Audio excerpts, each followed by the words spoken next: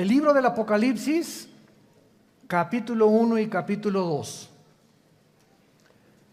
Vamos a comenzar hoy con la iglesia de Éfeso, que desde luego se encuentra en el capítulo 2. El libro del Apocalipsis es un libro que cierra la profecía del Espíritu Santo en la Biblia. Es uno de los libros que contienen mucha más información acerca de cómo va a terminar la humanidad. Y cuando nosotros, aunque ya lo hemos estudiado versículo por versículo porque lo tenemos ya grabado, los que les interese, son 100 conferencias.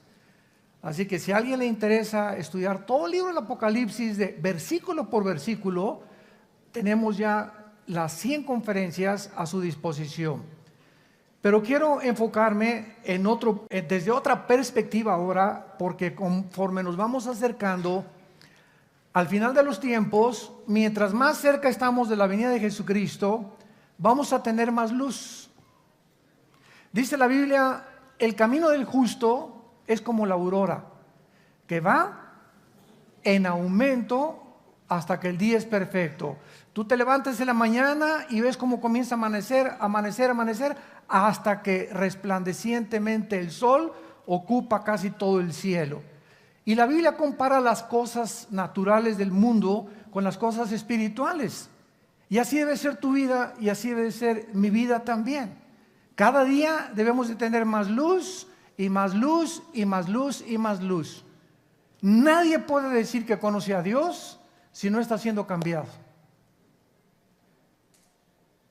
Nadie puede decir que eres la misma persona del año que entra y decirme que conoces a Dios porque te haces un mentiroso o una mentirosa. Si realmente estás caminando con Dios, no eres el mismo de hace 3 semanas, de hace 6 meses. Si dices que eres cristiano y eres la misma persona que cuando te convertiste, no es verdad que seas cristiano.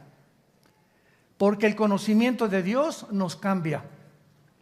Nos tiene que transformar.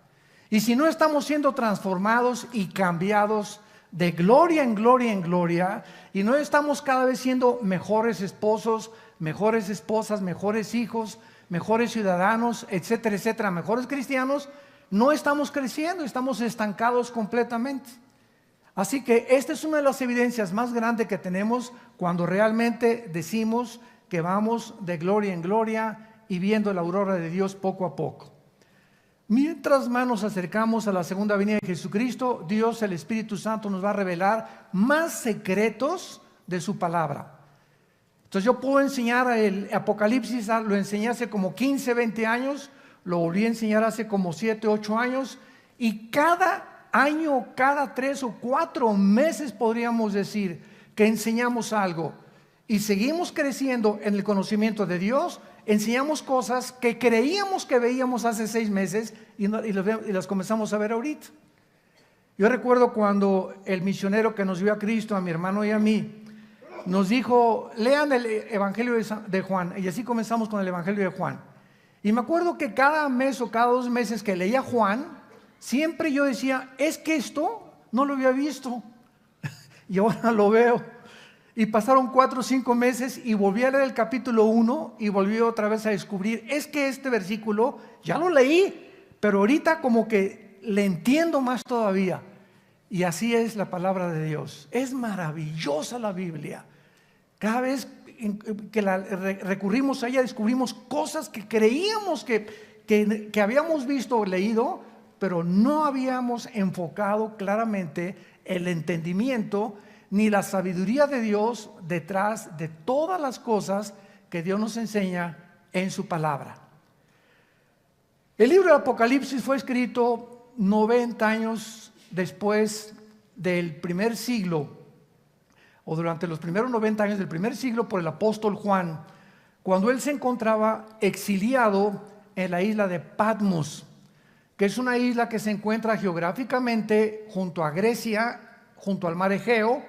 Cuando vayan ustedes a visitar Grecia o Italia en algún viaje o a Israel, vayan ustedes a la isla de Éfeso y ahí está todavía la tumba donde se supone que murió Juan y donde recibió esta visión de Dios. Y este libro del Apocalipsis, en el versículo 19 del capítulo 1, vemos que el Espíritu Santo lo divide de tres maneras. El Apocalipsis está dividido de tres maneras.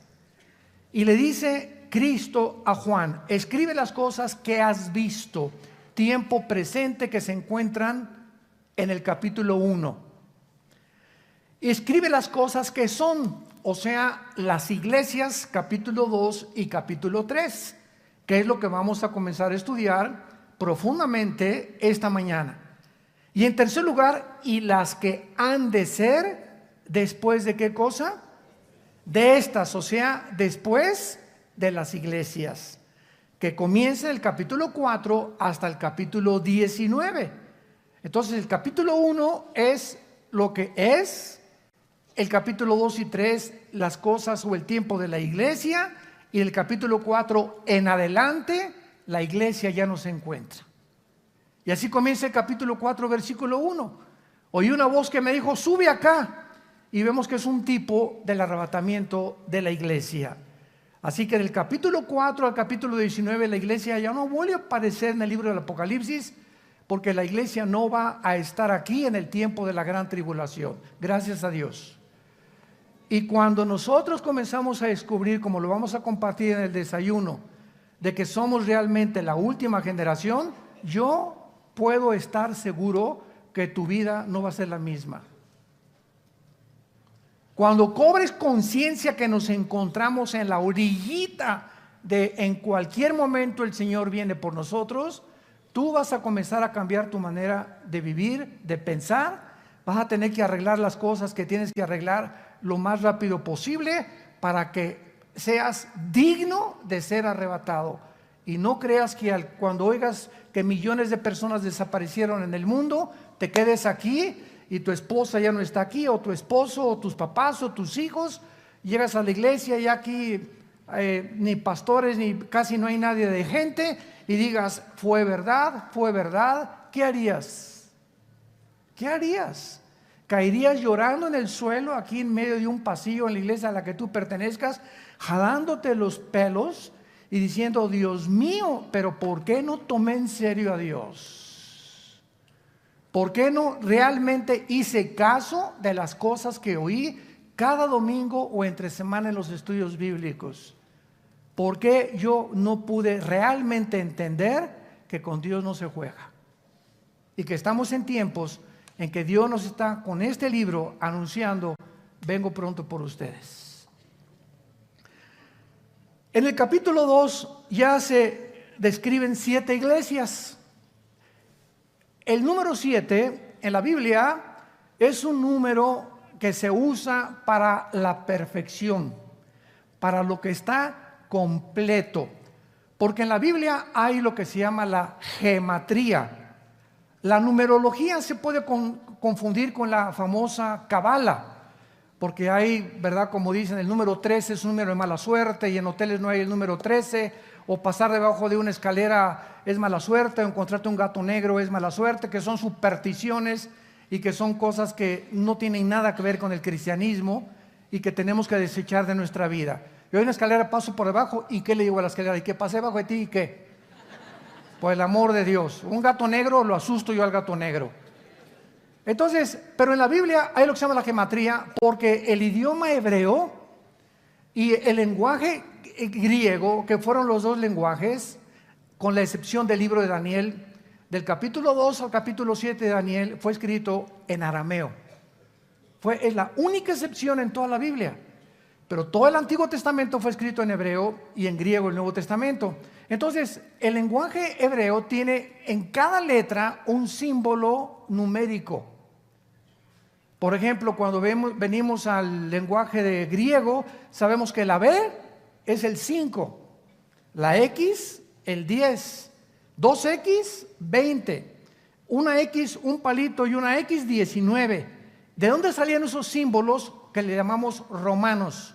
Precisamente del griego koiné, que fue la cultura helénica que absorbió completamente toda la cultura que había en el Medio Oriente. Los romanos la absorbieron también y comenzaron a desarrollar el griego como uno de los lenguajes que establecieron el mundo romano hace aproximadamente 20 siglos. Entonces, cuando venimos a la Biblia, el número 1 representa la unidad. Dice la Biblia, en un matrimonio, tú y tu esposa no son dos. Son dos físicamente, pero espiritualmente son uno delante de mí. Dice Cristo en Juan 17, para que todos seamos uno. ¿Pero cómo? Hoy somos miles o millones de cristianos. A los ojos de Dios, la iglesia es una. Visiblemente somos muchas, pero una es la iglesia universal. Entonces hay la iglesia universal invisible, que es la verdadera, y la iglesia visible, que es la que está en todas las iglesias del mundo entero, mezclada con cazacuatas, coralillos, cascabeles, lobos, alacranes. La iglesia visible, donde tú y yo estamos ahorita en esta mañana, estamos mezclados aquí. No todos los que estamos aquí somos cristianos, ni todos los que estamos aquí en esta mañana y en cualquier iglesia del mundo no es una iglesia pura. Siempre la iglesia visible crecerá mezclada con la cizaña. Siempre habrá cizaña en medio de nosotros.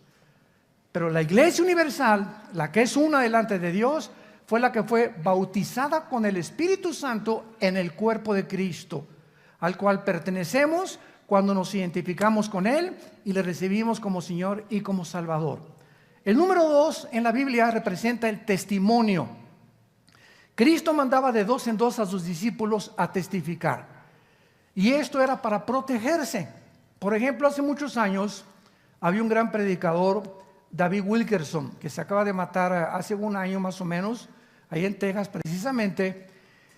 Y yo recuerdo que él dejó todo lo que era la atención, la televisión, etcétera, etcétera, y se fue a fundar en Nueva York una organización llamada en inglés Teen Challenge, desafío a la juventud o reto a la juventud.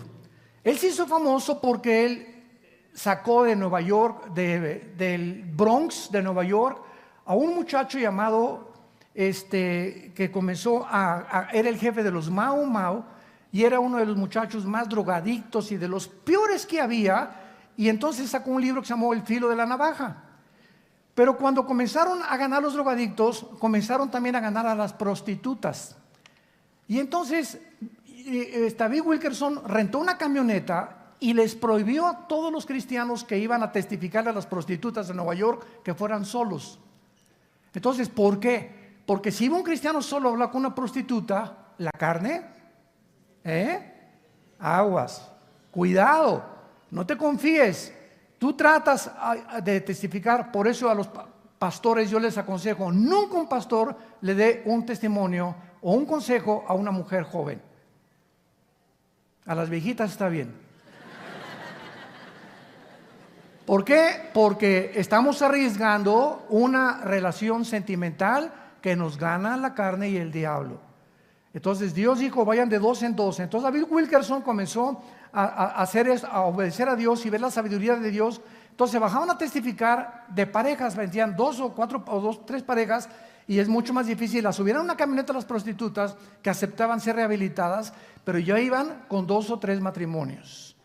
¿Ven? Porque fue la técnica en la que Él les dijo, nunca se bajen a testificarle a nadie ni a ninguna persona solos. ¿Qué dice Judas? Antes del Apocalipsis está el libro de Judas. Y dice la Biblia en el versículo 23, a otros salven arrebatándolos del fuego, de otros tengan misericordia con amor, aborreciendo aún la ropa contaminada por su carne. O sea, dice la Biblia, no te acerques a cualquier persona a hablarle de Cristo si tú no estás bien fuerte en el Señor. Principalmente a los que son drogadictos o homosexuales o lesbianas o prostitutas, ¿verdad? ¿Por qué? Porque necesitas mucha fuerza interior, y si lo haces, trae un compañero o a tu esposa o a alguien contigo. No confiemos en nuestra carne, como dice Filipenses capítulo 3. El número 3 en la Biblia significa la Trinidad. El Padre, el Hijo y el Espíritu Santo. Por eso Apocalipsis termina Satanás tratando de imitar la Trinidad. Acuérdense que en Isaías 14, del 12 al 14, Satanás dijo: quiero ser como Dios, alcanzar el trono de Dios. ¿Y cuál es el número de Satanás? El 6, 6, 6, 3, la Trinidad.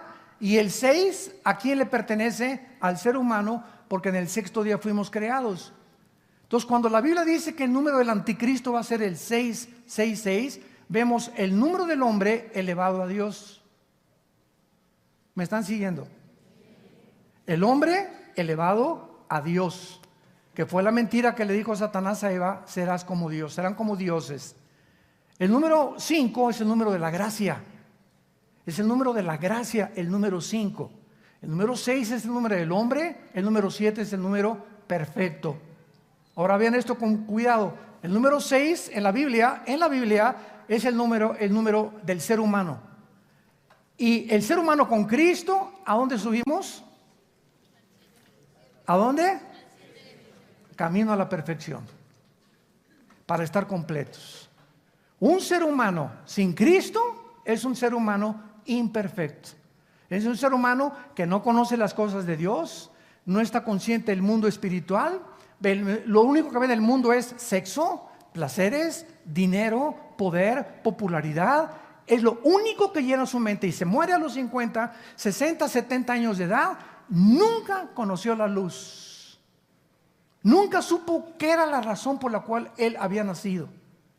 Nunca va a poder realmente. Nació en tinieblas, vivió en tinieblas y morirá en tinieblas.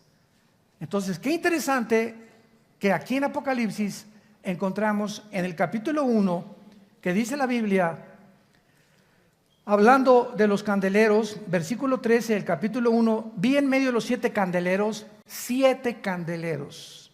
Apocalipsis 1:13. A uno semejante al Hijo del Hombre. Cuando Juan se aparece de repente enfrente de Jesús, Jesús se encuentra detrás de 7 candeleros. 1, 2, 3, 4, 5, 6, 7 candeleros. Y Jesús en medio de los 7 candeleros. Y dice en el versículo 20 el misterio de estos candeleros. Nosotros usamos el símbolo del candelero, o se llama el menorá en el hebreo. Para nuestra organización, Vía No para el Mundo, tiene como símbolo, ¿qué cosa? Un menorá. Y si tú no sabías por qué, ahorita lo vas a saber. Dice el versículo 20: el misterio de las 7 estrellas que tenía en la mano derecha Cristo, y de los 7 candeleros de oro. Las 7 estrellas son los ángeles de los 7 iglesias, y los 7 candeleros que has visto, ¿qué cosa representan? La iglesia. Un candelero, ¿cuántas ramitas tiene? ¿Cuál es el número del hombre? Ok, pongan atención. El candelero tiene 7 ramitas, ¿ok? 3 a la izquierda y 3 a la derecha. ¿Y el del medio? Es Jesús. Es la iglesia con Jesús lo que nos lleva a la madurez. Para que no nos equivoquemos en los símbolos que aparecen, como las cabezas y los cuernos, etcétera, etcétera, que nos lo interpreta el libro de Daniel. Entonces, en la Biblia es como una tela donde todos los tejidos y los hilos se encuentran unos con otros y se forman unos con otros como un telar impresionante tejido por Dios, donde tenemos que encontrar, aquí hay un hilo suelto, tenemos que encontrar a cuál pertenecía para poder unirlo y no amarrarlo con otro hilo y hacer una herejía. Y es el problema de los cristianos nuevos, o que quieren aspirar a un liderazgo espiritual y no tienen el conocimiento suficiente o los años suficientes en el estudio de la Biblia para atreverse a dirigir una iglesia o a tratar de enseñar la teología de los símbolos o de los libros proféticos de Dios. Muy bien, y así seguimos. El número 12 es el número del gobierno. Por eso fueron 12 discípulos, 12 tribus de Israel. Entonces todo tiene la Biblia un significado. Y vamos pues a comenzar con la iglesia de Éfeso. La iglesia de Éfeso la fundó el apóstol Pablo en Hechos capítulo 20. Es la iglesia donde él pasó 3 años con ellos. Y recuerden ustedes que ahí en Hechos 20, cuando se va a la playa Pablo, van todos los cristianos detrás de él llorando. Oye Pablo, ¿cómo nos vas a dejar aquí? Y entonces Pablo les da los últimos consejos a esta iglesia y les dice: cuando yo me vaya van a entrar a la iglesia lobos, no conejitos ni venaditos.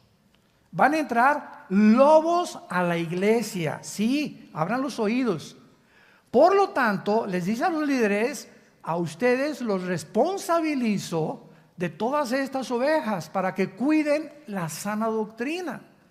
Y los encomiendo, dice Pablo, la única forma en la que los cristianos pueden protegerse de las falsas doctrinas, los encomiendo a la palabra de la gracia, la cual es poderosa para darles herencia con todos los santificados.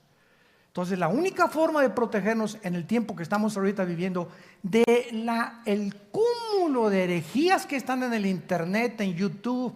Cada semana a nosotros me hablan y me dicen: oye Armando, apareció un nuevo sitio con tu nombre pidiendo dinero. Virgen de la Macarena. Por lo menos 2, 3 veces al mes que hay un Facebook, y no nos cansamos de decirles: por favor, cuando vengan al Facebook, vean la página oficial que tenemos. Pero no se imaginan la cantidad de piratería que existe. Esta es una semana, encontramos un Facebook que están pidiendo en mi nombre dinero, imagínense nada más. Y ahí van los cristianos y mandan sus ofrendas y se las estás mandando, ¿verdad? Ya sabes a quién, a los hijos de Moloco.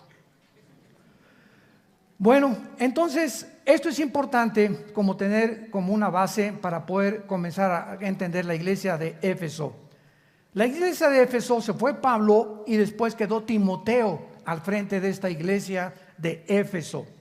Así que cuando Juan escribe esta carta, tenía 90 años de edad ya el apóstol Juan. Ya había habido 3 pastores, también estuvo Apolos y Aquila, mucho tiempo en Éfeso. Ya había habido pastores, Pablo, Timoteo, habían tenido muy buenos pastores para que fuera una iglesia ardiente en el Señor. Pero vamos a descubrir en esta iglesia, que es la primera que nos describe el Espíritu Santo, verdades profundísimas que nos hablan de cómo es realmente el servicio a Dios. Porque de las 7 iglesias que se mencionan en el capítulo 2 y 3 de Apocalipsis, 5 son llamadas a que se arrepientan. 5 iglesias de las 7, Dios les dice: arrepiéntanse. La pregunta es: ¿por qué? ¿Cómo que arrepiéntanse? ¿Qué tan mal estaban? Es un símbolo profético que el Espíritu Santo nos muestra, como dijo Jesucristo: cuando venga el Hijo del Hombre, ¿hallará fe? ¿Cómo es la condición de la iglesia cuando venga Jesucristo? Exactamente como lo vamos a ver en la última iglesia, que es la de Laodicea, que es la iglesia mundana, herética y llena de barbaridades. Escribe el ángel en la iglesia de Éfeso, capítulo 2 de Apocalipsis, versículo 1. El que tiene las 7 estrellas en su diestra, el que anda en medio de los 7 candeleros, dice esto. Vamos a comenzar rápidamente. Cuando hablamos que la carta se les manda a ángeles, no son a ángeles espirituales. Porque, ¿cómo lo sabemos que este ángel no es un ángel, sino es un líder de la iglesia? Vamos a ver algunos pasajes. Por ejemplo, rápidamente, Mateo capítulo 1, versículo 10. Y veamos que la palabra angelos en el griego se usa continuamente en la Biblia del Nuevo Testamento para describir a los mensajeros humanos de Dios. Mateo dice aquí en la Biblia 11, versículo 10, claramente la palabra que se menciona aquí es la palabra angelos en el griego. Porque este es de quien está escrito: he aquí yo envío aquí no se tradujo ángel, es la palabra angelos en el griego. Mi mensajero, que está hablando de Juan el Bautista. Vean otro ejemplo en Lucas capítulo 7, versículo 24 y 27. Cuando se fueron los angelos, Y no se tradujo ángeles, se tradujo mensajeros, porque literalmente la palabra ángel significa eso, mensajero. Cuando se fueron los mensajeros de Juan, comenzó a decir Juan a la gente, etcétera, etcétera. Y el versículo 27, este es de quien está escrito, he aquí yo envío mi mensajero delante de su faz. Entonces vemos que en el Nuevo Testamento la palabra angelos se traduce muchas veces mensajero humano, y aquí en el Apocalipsis no puede ser mensajero celestial, porque Dios en Primera de Pedro capítulo 5, Dios le dice a Pedro que los líderes de la iglesia son los mensajeros, los pastores responsables que deben alimentar al rebaño de Dios, no por ganancia deshonesta, no de una forma forzada, sino voluntariamente. Y el príncipe de los pastores algún día le dará a los líderes de las iglesias y a los pastores que fueron fieles hasta la muerte la recompensa de la vida eterna. Y no solamente eso, sino que también las coronas que pueden pertenecerles a este tipo de personas. Muy bien, entonces este mensaje es enviado a los líderes de las iglesias, pero también a los individuos de las iglesias, porque la aplicación tiene 2 o 3 formas de principio espiritual. Número 2, Éfeso era una iglesia que era en un puerto llena de maldad, de paganismo, porque tenían a la diosa Artemisa, diosa de los efesios o Diana de los efesios. Era el templo dedicado a esta diosa y se consideró una de las maravillas del mundo. También tenían templos en Roma a los emperadores Adriano y Severo. Abundaba Éfeso, este puerto, en las supersticiones, brujerías, astrología, hechicería. Por todos lados vendían amuletos, como los que se están vendiendo ahora a las cristianas. Te vendo este pañuelito ungido para que lo pongas en tu cojín y te acuestes y se te vaya tu dolor de cabeza. Y te vendo este aceitito de Jerusalén para que te lo untes y lo untes en tu casa. El aceite con el que cocina mi esposa está igual de ungido que ese que me están vendiendo. Por el amor de Dios, son amuletos. El momento en que nosotros quitamos nuestros ojos en Jesús y nuestra fe, que Él es el autor y consumador de la fe, y lo ponemos en un objeto, en una persona, en una organización, en un amuleto, en ese momento estamos alejándonos de Dios. Estamos apostatando. Porque nuestra fe no está en un amuleto. Si yo tengo un amuleto, si tengo ese aceite, mi fe, mi confianza está en el Dios todopoderoso que habita dentro de mí y con el cual tengo comunión todos los días. De otra forma, nos comenzamos a alejar completamente del Señor. Y vengan a esta iglesia que está cayendo polvito de oro del techo. Dios mío santo, Jesús, María y José y el burrito que los acompaña. Y de repente pues se descubrió que uno de los ahí pusieron los ventiladores. ¿Cómo se llama esa brillantina? ¿Cómo se llama lambrina? ¿Cómo se llama? Diamantina. Hágame el favor nada más. Como yo le dije una vez a un hermano, mira que el polvito que cayó en la iglesia, con cualquier joyero llévaselo cabeza de... Que él te diga si es diamantina o si es oro, por el amor de Dios. Es que el hermano le soldó con una cosa de oro Dios y le tapó la muela de oro. ¿Y por qué no le puso una nueva? Dios no trabaja así. Dios trabaja completo en todo lo que Él hace. Entonces estamos en un tiempo, hermanos, en el que de veras, como les dije al principio, tenemos que ya levantar los ojos y tomar en serio a Dios y tomar en cuenta su palabra.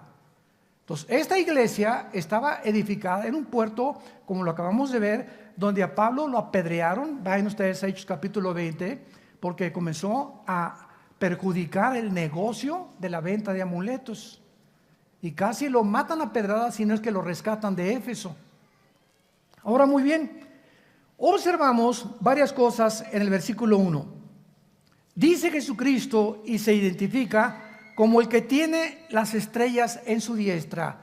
Los líderes de las iglesias no son colocados por institutos bíblicos ni por seminarios teológicos. Los líderes de las iglesias son llamados y son escogidos por Dios. Yo no estoy diciendo que no te prepares, porque un seminario teológico no se debe preparar e instituto bíblico. Y es lo mismo que meterme a estudiar ingeniería, pero yo no tengo la vocación para ser ingeniero, ni el talento para ser arquitecto. No se me da el dibujo. No te metas de arquitecto si no se te da el dibujo. Porque un arquitecto tiene que saber dibujar y tiene que gustar el dibujo y tiene que tener el talento para dibujar. Otro hijo le ama la música y tiene un oído impresionante para la música y ya toca la guitarra, ya toca. Ese muchacho está llamado para la música, que algún día puede entrar a un conservatorio y poder seguir esa carrera, el talento que Dios nos ha dado. Entonces, si yo tengo la capacidad para el dibujo y puedo ser arquitecto, pero alguien me dice, es que de doctor vas a ganar más. Y entonces mis talentos que Dios natural me dio, los dejo por el dinero o por el consejo de personas que no saben lo que tiene Dios en mi llamado. Por eso los padres nunca nos atrevamos a forzar a nuestros hijos. Tú tienes que ser doctor como yo soy doctor. Tú tienes que ser chofer como yo soy chofer. Y escoge la carrera de arquitectura o de abogado porque yo también soy abogado. Espérame tantito, no todos somos iguales. Veamos en 1 Corintios capítulo 12 esta verdad en la cual es muy fácil equivocarse con nuestros propios hijos, forzarlos a que estudien algo a lo cual Dios no los ha llamado. Qué grave error. Dice 1 Corintios 12, versículo 8. Porque a o sea, vamos a ponerle a Pancho, le es dada por el Espíritu palabra de sabiduría. A otro, o sea, a Carlos, palabra de conocimiento de ciencia según el mismo Espíritu. A otro, vamos a ponerle Bernabé, le fue dado por el mismo Espíritu. A otro, a Cipriano, dones sanidades. Lo que el Espíritu Santo nos está tratando de decir es que todas las cosas que cada uno tiene son diferentes. Versículo 10, a otro hacer milagros, profecía, a otro discernimiento de espíritus, a otro diverso género de lenguas, a otro interpretación de lenguas. Versículo 11, pero todas estas cosas, ¿qué cosas? La repartición de los dones, la repartición de los talentos, las hace uno y el mismo Espíritu, repartiendo en particular, traducción a la mexicana, como a él le da la gana. Tú no escoges hablar en lenguas. No te atrevas a ponerle a alguien la mano, porque en el libro de los Hechos pasó que es un libro narrativo que narra la transición entre el judaísmo y el cristianismo, que tenía que haber estas señales, porque en el Nuevo Testamento se explica qué pasó en el libro de los Hechos. Voy a ponerte las manos. ¿Sabes una cosa? Si Dios no me dio lenguas, aunque hable y trate de hacer de lo que lo quieras, no es para mí ese don. Dios te lo dio a ti, guárdalo para ti. No trates de imponer a otros lo que Dios te dio a ti, porque todos somos diferentes delante de Dios. No tratemos de caer en esa trampa tan grande en el cristianismo. Yo hace 25, 30 años me acuerdo cuando llegaba a iglesias, pásenle aquí los que quieren hablar en lenguas. Oye, espérame tantito, si no eres el Espíritu Santo, hágame el favor nada más. O pásenle aquí a recibir el bautismo del Espíritu Santo. Oye, si hay alguien que pasa y no ha sido bautizado con el Espíritu Santo, no es cristiano. No hay entre los cristianos los que son cristianos, pero no tienen el bautismo del Espíritu Santo, porque si les falta el bautismo del Espíritu Santo es la iniciación y el paso principal para pertenecer al cuerpo de Jesucristo. 1 Corintios 12, 13. Y a todos se nos dio a beber del mismo Espíritu y todos fuimos bautizados por el mismo Espíritu. Pero hemos llegado a hacer tantas barbaridades en las iglesias y se han aceptado como si fueran verdad, porque no se ha checado y rechecado en la Biblia que lo que estamos enseñando es tradiciones que entraron hace 40 años, los 70s y los 80s, y no hemos corroborado que la Biblia enseñe eso. Entonces, así pasa con todas las cosas. Regresamos a Apocalipsis, y cuando Jesús dice que Él tiene las estrellas en su diestra, el hecho que tú hayas entrado a estudiar para ser pastor o seminario teológico no significa realmente que tú hayas sido llamado al pastorado. Ahora bien, Y lo voy a decir con mucha sinceridad, no tengo por qué mentirles a ustedes. Nosotros en Vida Nueva hemos tenido 3 o 4 pastores que los hemos involucrado en el llamado al pastorado y no habían sido llamados. Y los que no son llamados, tarde o temprano se salen. Muchos son llamados, pero pocos escogidos. Entonces hay muchos llamados.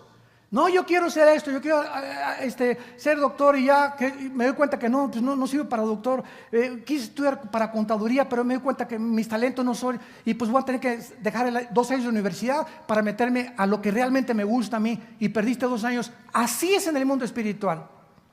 Se dan cuenta, a los 2 o 3 años, no es que no tengo el llamado de pastor, no, pero entré por lo que tú hayas sido. Nosotros somos hombres y nos equivocamos, y muchas veces llamamos a alguien que no ha sido real. Ahora, desde luego que cada vez subimos más y más y más las vallas de protección, ¿verdad? Mientras más pasa el tiempo, más requisitos exigimos para eso, pero de algo estamos seguros, que una persona que no ha sido llamada y nosotros nos equivocamos, Dios tarde o temprano lo saca del ministerio, por lo que sea.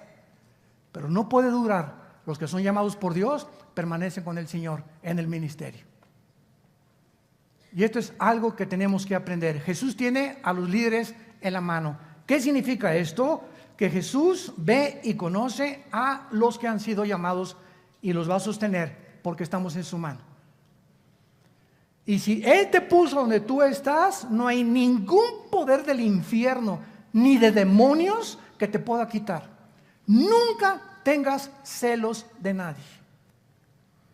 Nunca te sientas con envidia de nadie. Porque cuando Dios te llama a ser un músico, a ser un predicador, a hacer esto y el otro, siempre Él te va a sostener porque Él te llamó. Y llega el momento en que todos nosotros tenemos que recordar a Juan el Bautista. Juan el Bautista comenzó a ser la estrella, los reflectores en él, y miles se juntaban a su alrededor, y de repente sale Jesús. Y Juan el Bautista se da cuenta que él simplemente había sido llamado para preparar el camino de Jesús. Y Juan el Bautista dijo estas palabras: es necesario que Él crezca y yo mengue. Llega el momento en que tú eres Miss Tlanepantla. Tienes 25 años y vas a ser los 35, 40 y tu belleza, y va a llegar otra más bonita que tú. O ya te está pisando alguien detrás, un artista, un cantante. Siempre habrá alguien mejor que nosotros. Y nuestro llamado no dura siempre para ser las estrellas. Y así pasa con predicadores, con artistas, con cantantes. Siempre hay alguien detrás que viene mucho mejor que nosotros. Y nosotros los pastores, les he dicho a muchos congresos que hemos sido invitados a los pastores, hay pastores que tienen 15 años ellos y no le prestan el púlpito a nadie. No entrenan a nadie por el celo o la envidia que les van a quitar y van a ser más famosos que ellos. Y nosotros tenemos ya 40 años de ministerio. Por eso son las cosas. Me ven ustedes pocas veces aquí en el norte. Si yo sigo cada domingo aquí en el norte, hacen un ídolo de mi persona. Se los digo con todo mi corazón. Y ya no dejo de venir y ya no viene la gente. Y ahora tenemos infinidad de pastores y lo estamos empujando a los jóvenes. ¿Para qué? Yo ya no soy necesario. Yo vengo de vez en cuando. Soy pastor de mis pastores ahora, pero hay muchos mejores predicadores ahorita que nosotros mismos. Y tenemos que dejarles el lugar a ellos, porque vienen con más fuerza, con más energía, con más poder, con más visión muchas veces que nosotros mismos, que ya tenemos mucho tiempo en el ministerio. Aunque la sabiduría se las podemos impartir a ellos desde luego. Pero nunca nos sentemos como yo soy aquel.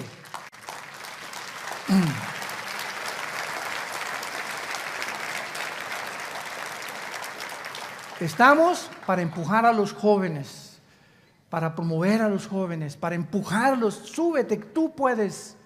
Y cada vez nosotros irnos menos y menos y menos y menos, si queremos seguir a Jesús.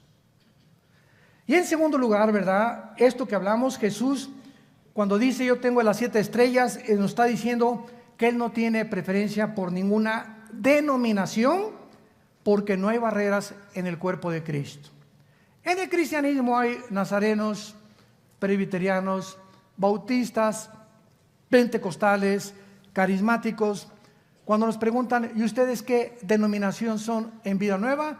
No tenemos ninguna denominación, somos una organización cristiana evangélica, porque la palabra evangélica se adoptó desde 1940-45 en Suiza, cuando se hizo la votación para determinar quiénes eran los cristianos evangélicos, a diferencia de los mormones, a diferencia de los testigos de Jehová, a diferencia de los adventistas, que ya no forman parte del cristianismo, sino de grupos sectarios.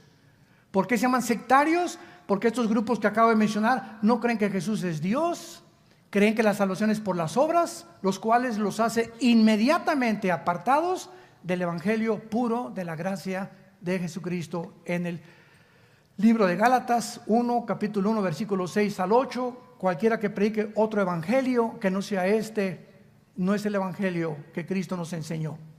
Entonces no importa si es presbiteriano, es mi hermano, nazareno es mi hermano, amistad cristiana eres mi hermano, bautista eres mi hermano. Pues los bautistas le ponen más énfasis a alguna cosa, al evangelismo. Los presbiterianos tienen la iglesia, la teología de la reforma. ¿Qué significa esto? Que ellos creen que Israel ya no forma parte del plan de Dios. Los dispensacionalismo al cual nosotros pertenecemos, es la teología que enseña que Israel, Dios no ha acabado con ellos, que viene otra vez en la tribulación a terminar el plan con ellos, y la semana 70 de Daniel. Los pentecostales le ponen énfasis increíble a las lenguas, ¿verdad? Y se tiran al suelo y lloran, etcétera, etcétera. Cada quien en la forma en la que se expresan en la alabanza. Otros gritan, otros se jalan los pelos, otros comienzan a temblar así como alambres eléctricos. Hay muchas formas de expresarnos de unas cosas, pero lo que no hay que olvidar es que todos ellos son nuestros hermanos. Nunca hablar ni creernos nosotros superiores a nadie, porque no lo somos. Estamos en Cristo. Entonces, mi hermano pentecostal los amo y me invitan a predicar y no me meto mucho en lo que ellos no quieren que yo predique. Voy con el bautista, ¿verdad? Con el presbiteriano, y somos hermanos, ante todo el amor.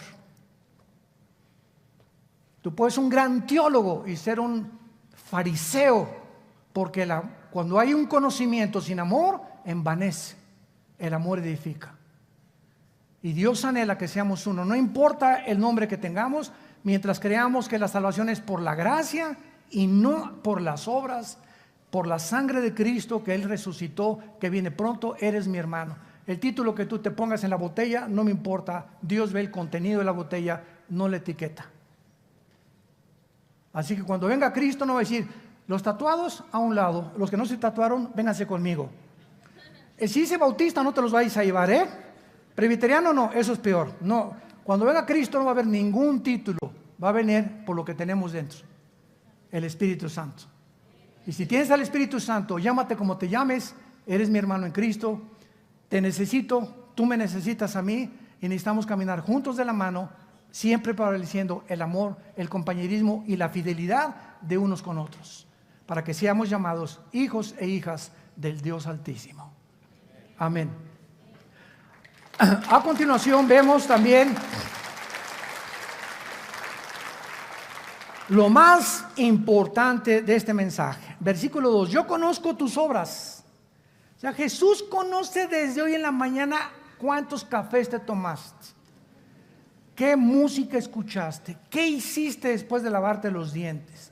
Nos conoce, lee el Salmo 139, pero como haz de cuenta que estamos monitoreados las 24 horas, Dios sabe todo lo que pensamos, dijimos e hacemos todos los días de nuestra vida.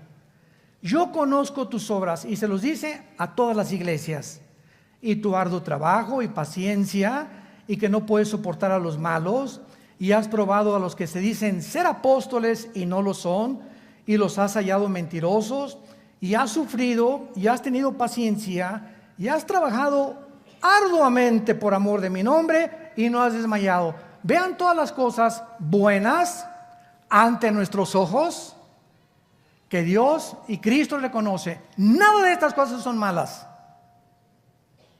Pero de repente Jesús les dice: todas estas cosas que hiciste son muy buenas y las reconozco. Pero ¿sabes una cosa? Las echaste a perder porque perdiste tu comunión conmigo. tengo contra ti que has perdido tu primer amor.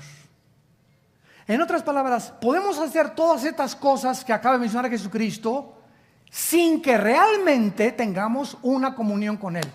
Esto es increíble. ¿De qué forma tan increíble es la carne consagrada? Si vemos a los gurús allá en el Himalaya y a todos los que se rapan el pelo, nos ganan porque se aislaron, nunca van a la discoteca, nunca ven la serie de Luis Miguel en Netflix, ni del Chapo tampoco. No toman alcohol, no toman café. Si se trata de realmente jamás haber hecho nada, no tienen la oportunidad de ver a ninguna mujer tampoco, porque allá están en un convento encerrados, nos ganan a nosotros. Los mormones ni café toman, nos ganan también, ni café toman. Los que se encierran en los conventos, ahí están guardados, no van a discoteca, no van a ningún lado, nos ganan a todos los cristianos. Porque si se trata de ver, cuando venga Jesús, qué obras hicimos, ellos están completamente arriba de nosotros. Sin embargo, ¿cuál es la diferencia? La diferencia está en que tú puedes hacer todas estas cosas, encerrarte en un convento, irte a los Himalayas, hacer buenas obras ya siendo cristiano en la energía de la carne y no en la energía del Espíritu. Todo esto lo hiciste como fruto tuyo porque tú lo puedes hacer. Vuelvo a repetir, es increíble la religiosidad que ya traemos nosotros en la naturaleza humana. Sin que el Espíritu Santo tenga nada que ver, puedo repartir folletos, puedo repartir volantes, puedo barrer la iglesia, puedo decir que soy celoso de Cristo y puedo tener celo de la doctrina, etcétera, etcétera, en el poder de mi carne. Increíble. Y con la visión de rayos X que tiene Jesucristo, les dice, todas estas cosas ustedes las hicieron porque han comido del árbol de la ciencia del bien y del mal. ¿Se acuerdan de Génesis capítulo 2? Eva y Adán, vamos entendiendo cada vez la Biblia, no coman de ese árbol. Es el árbol del mal, ¿verdad? Óyeme bien, Adán. Ese árbol es del bien. ¿Del bien? ¿Sí? Tof es la palabra hebrea. Ra, la palabra para mal, R-A, Ra. Tof y Ra, el bien y el mal, están en un fruto. Y si tú comes de ese fruto, tú vas a comenzar a decidir por ti mismo, Adán y Eva, qué es bueno y qué es malo. Y yo no quiero que ustedes decidan lo que es bueno y qué es malo, porque yo soy el legislador de la moral. Yo soy el que doy los mandamientos, yo soy el que decido lo que es bueno y lo que es malo. No a los ojos de ustedes, ni de la psiquiatría, ni de la arqueología, ni de la antropología, ni de la psicología, ni de nadie. Ningún ser humano puede decir para qué sirve el sexo más que Dios. ¿Cuándo debe ser usado el sexo más que Dios? ¿Qué es el matrimonio más que Dios? ¿Qué es la familia más que Dios? Todos los demás son charlatanes, porque Él es la autoridad y Él lo estableció en su palabra. Entonces, cuando tú haces muchas cosas buenas o son buenas, se echan a perder porque el fruto dentro de ti no era tu amor con Cristo todos los días. Y dice Gálatas capítulo 5, el fruto, ¿qué dice a continuación? ¿De quién es el fruto? No es de nosotros. El fruto que producimos, amor, gozo, paz, paciencia, tiene que ser el resultado de mi comunión diaria, abrazado a la vid, chupando lo que Dios me da a través de su palabra. Y ya que todas las mañanas tengo mi devocional con Cristo y mi relación con Cristo, y entiendo que eso es el cristianismo, mi comunión diaria con Él, lo que yo haga será el fruto de mi comunión en la mañana con Él. Pero si dejo de tener comunión con Jesús 1 o 2 semanas y hago muchas cosas buenas, se echan a perder porque no son del Espíritu. ¿Me van siguiendo? Tenemos que aprender a diferenciar. Dios ve los motivos. ¿Cuántos pastores vienen a querer ser pastores con motivos equivocados? ¿Por un sueldo? Porque no les fue bien en su profesión, etcétera, etcétera. ¿Cuántas personas hacen lo que hacen por motivos equivocados? ¿Cuántos políticos gobernantes hacen lo que hacen por motivos equivocados y no para servir al pueblo? En todas las áreas de la vida, Dios ve los motivos. ¿Por qué haces lo que estás haciendo? ¿Qué es lo que te impulsa? ¿Qué es lo que te mueve a hacer lo que estás haciendo? Si no es tu relación con Cristo, hoy en la mañana, lo que tú estás haciendo durante todo el día se va a echar a perder. Es el fruto del bien y del mal. Es bueno lo que estás haciendo, pero el mal lo echa a perder porque no es del árbol de la vida. ¿Sí me entienden? Le pido a Dios que me entienda. Es importantísima esta lección de la iglesia de Éfeso. Y Jesús los acusa, ¿verdad? Todas tus buenas obras, ¿verdad? Tienes que entenderlo. Y finalmente les dice Jesucristo en el versículo 3: has sufrido, has tenido arduamente por amor a mi nombre. Yo amo a Jesucristo. Yo conozco a cristianos que van a otro ejemplo, a un congreso de alabanza. Y el congreso de alabanza está hasta arriba, y caen los jóvenes y lloran, y es normal, y es natural, y los toca, y sí, Jesús por aquí, por allá, y te tocó, y el predicador que oí este domingo me hizo llorar. Todo lo que tú quieras y digas, y el lunes, y el martes, el miércoles, ya ni te acuerdas. Todo sucedió en un momento de emocionalismo. Pero si los otros días que siguen después de eso no mantienes todo lo que hiciste, eso que te caíste en ese congreso y que lloraste, no te será tomado en cuenta. Se echó a perder porque no mostraste la misma solicitud hasta el fin para plena certeza de la esperanza. Hebreos capítulo 6. Entonces hay cristianos que van de congreso, y en el congreso, y otro congreso, y otro congreso, y 4 o 5 congresos al año, y los toca el Señor y se caen al suelo y se revuelcan y giran en el suelo, etcétera, etcétera. Emocionalismo, lo que tú quieras, y puedo decir que es natural, que es normal. Sí sintieron, pero ven el otro día y el martes y el miércoles y no entienden que no dura. Moisés: no recojan el maná, no lo guarden, porque se les echa a perder. ¿Por qué, Señor? Quiero enseñarles a que dependan de mí todos los días. Ahí está en el Éxodo la lección. Caía el maná, y los que lo guardaban, no por lo que el congreso, lo que habló el predicador, lo voy a guardar a mí. No es cierto. Con pasan los días se te echa a perder, se te echa a perder, se echa a perder. ¿Por qué? Porque Dios quiere que todos los días, el martes y el miércoles y el jueves y el viernes y todas las semanas después del congreso, mantengas ese ardor pegado a la Biblia y a la comunión con Jesucristo. Si no, eso que te dio Dios, ese maná que te dio Dios, se te echa a perder a los 3 o 4 días. Y tú no puedes llegar el día de Cristo: Señor, ¿te acuerdas en el congreso? ¿Viste cómo me caí, Señor? Y te grité, ¿verdad, Señor? Sí, claro, y lo reconozco. Y en ese momento sentí a Jesús. Sí, pero yo no te voy a juzgar por lo que hiciste hace 4 o 6 meses, Pancho, sino por lo que hoy en el presente eres. Desde ese tiempo, ¿qué has hecho con tu vida? Con la vida de Jesucristo y con mi palabra en tu corazón. Padre, te damos gracias en esta mañana por tu palabra.